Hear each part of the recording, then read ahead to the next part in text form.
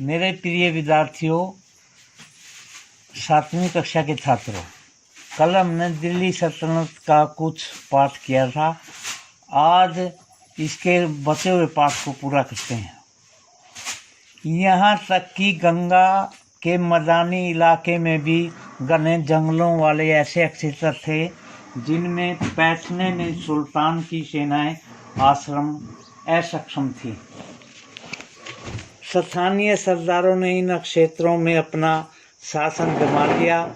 अलाउद्दीन खिलजी और मोहम्मद तुगलक इन इलाकों पर जोर जबरदस्ती अपना अधिकार जमा लेते थे और यह अधिकार कुछ भी समय तक चलता रहता था। चंगेज खान के नेतृत्व में मंगोलों ने 1219 में उत्तर पूर्वी ईरान में ट्रांसआक्सियाना पर हमला किया और इसके शीघ्र बाद ही दिल्ली सल्तनत को उस धावा झेलना पड़ा। अलाउद्दीन खिलजी और मोहम्मद तुगलक के शासनकाल के आरंभ में दिल्ली पर मंगोलों के दावे बढ़ गए।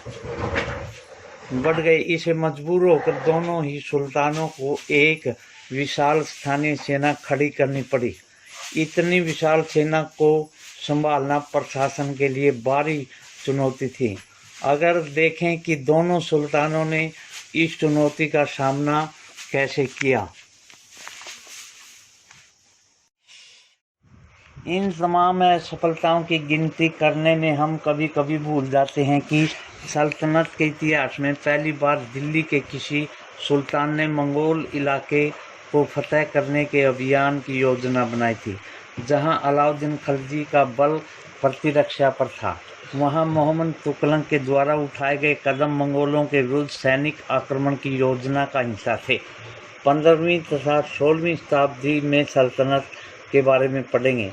तालिका 1 को फिर से देखो। आप पाएंगे कि तुगलक वंश के बाद 1526 तथा दिल्ली तथा आगरा पर सैयद तथा लोधी वंश का राज्य रहा। तब तक जौनपुर, बंगाल, मालवा, गुजरात, राजस्थान तथा पूरे दक्षिणी भारत में स्वतंत्र शासक उठ खड़े हुए थे। उनकी राजधानियां स्मिर थी और राज्य फल फूल रहे थे। इसी काल के अफगान तथा राजपूतों जैसे नए शासक समूह भी उभरे। इस काल में स्थापित राज्यों में से कुछ छोटे तो थे पर शक्तिशाली थे और उनका शासन बहुत ही कुशल तथा सुव्यवस्थित तरीके से चल रहा था।